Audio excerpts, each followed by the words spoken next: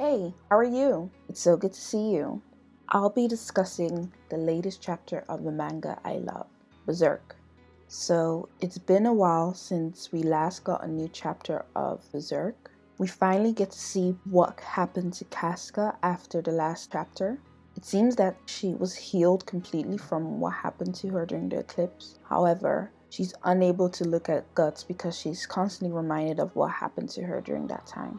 So we last left off with her screaming after seeing him. Now we have the new chapter and she's calmed down a bit since we saw her. She's no longer a potato and has completely gone back to her regular old self. However, she's constantly reminded of what's happened before. The Fairy King implies that it will take a while before she'll be able to recover completely. It seems that anything related to the Band of the Hawks and the eclipse just triggers her PTSD. Even just thinking about Guts puts her in a state of shock. She's put to sleep with some magic to help her calm down and fall asleep. So now we're just questioning if Casca will be able to ever face Guts again, or if she'll stay this way and they'll have to be separated forever. It's implied that it will take time for her to heal from what's happened, but we're not sure how long that will be or if that will ever happen. Farnese and Shirke are rightfully concerned about her. We see that Casca has become very reliant on Farnese and leans on her for comfort. Although Farnese has helped Casca a lot in this journey, Farnese still feels like she's inadequate. Farnese has come a long way since the first time we were introduced to her. And we really get to see that in this chapter. She's fully upgraded to her complete witch outfit. So this may be part of her design from now on. So we get into this lesson, and I'm not sure if it's a witch or wizard, but they've been allowed to join the class and show what they're made of. They're asked to show their strength and abilities so that their powers can be gauged. Farnese gets flustered, and it seems that nobody really trusts that she'll be able to do it. The other students even make fun of her, saying that she's not putting down a magic circle. And it seems that with practicing magic, certain tools are used. So magic circles, staffs. Yeah, Farnese uses none of these. Also, it's suspected that those who practice magic did so at a young age. But Farnese is way older, so this leaves everybody with doubts. But then, as expected, Farnese completely shows out. So not only did Farnese learn this in a short amount of time, she also learned this as an adult, which everybody's really impressed with. Shirka goes next and decides that she's going to conjure up a dark spirit.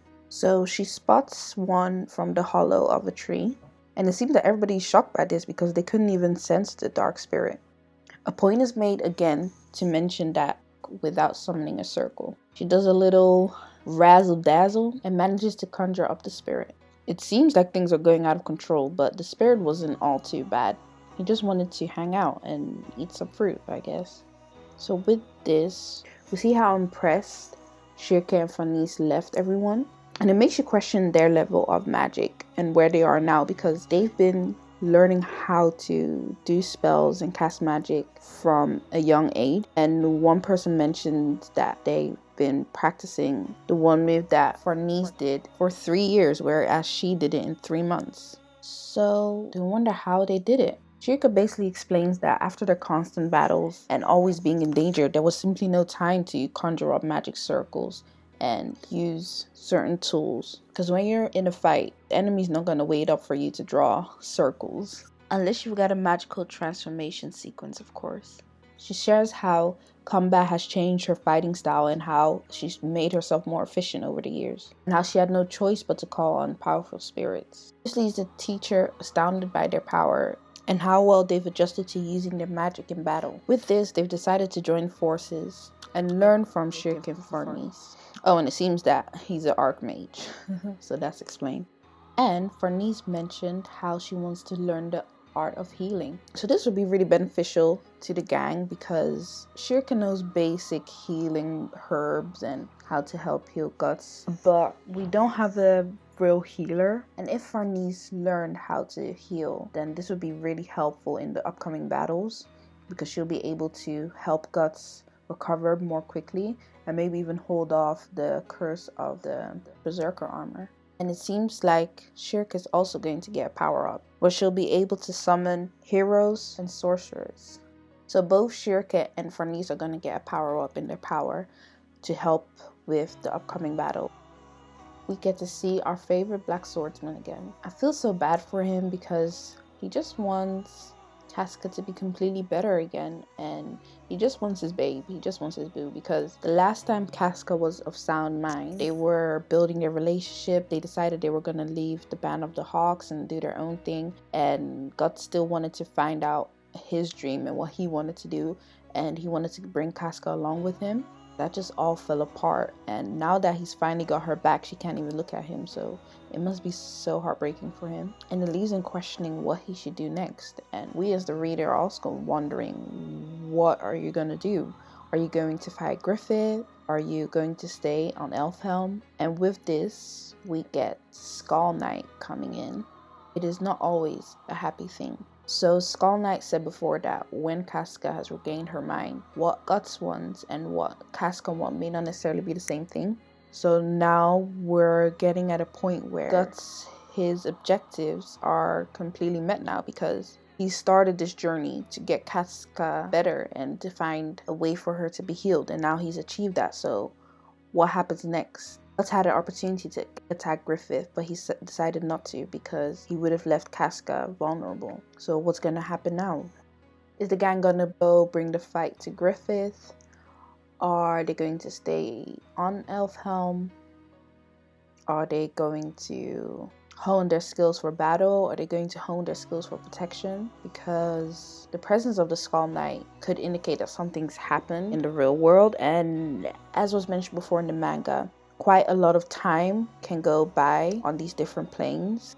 So we don't know how long it's been since we've seen Rickert and what's happened in the real world. It could have been a few months, it could have been a few years. We have no idea. And we're also not sure what havoc has been brought on to the real world. I've seen some speculations that Griffith may be coming to Elfhelm. Why? Because when Guts and the gang were with Flora, Griffith specifically sent out his soldiers to kill her, because it seemed that a witch would be a big obstacle in Griffith's path, so he decided to get rid of her as soon as possible. So there are so many witches in training on Elfhelm. This would be the perfect opportunity for Griffith to get rid of them now. It's a question of, will Elfhelm be attacked? And if yes, then when? This chapter also showed how much danger Elfhelm is in. Why? Because it seemed that everybody's become so accustomed to this period of peace.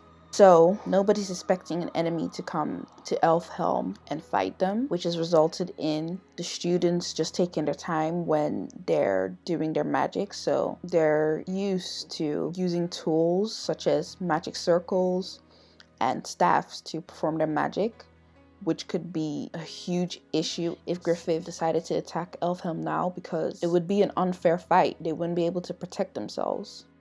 It's a scary thought to think that the people on Elfhelm are not well prepared for what's to come, what could happen. Even the surprise at Shirkei's and Farnese's powers shows how much they lack in combat skills. Also, nobody noticed the dark spirit that was roaming in the hollow of the tree. So not only do they not have combat skills, it seems also that their level of magic is not that high, because they were unable to sense what seemed to be this harmless, a small spirit. So it just makes you think that if they were attacked right now, there's not much they can do, which is very scary. So, however, it seems that Shirkei and Farnese are going to help them train. So hopefully they'll be in time before anything could happen if it does. And now we also have to question what's going to happen next. Are we going to stay on Elfhelm? Are we going to skip to Rickert next and see what he's up to? And it's been a while since we've seen him, so we're not sure if there's going to be a time skip or if we're going to get the story from where it left off and what he's done. And why is the Skull King here? What does that mean? Does he have a message? Is he just checking up on Guts? So many questions. So what did you guys think of this chapter? Do you have any ideas of what could happen next? Did you notice anything else that I may not have mentioned? Let me know in the comments. And like, comment, and subscribe. I'll see you in the next chapter. Bye.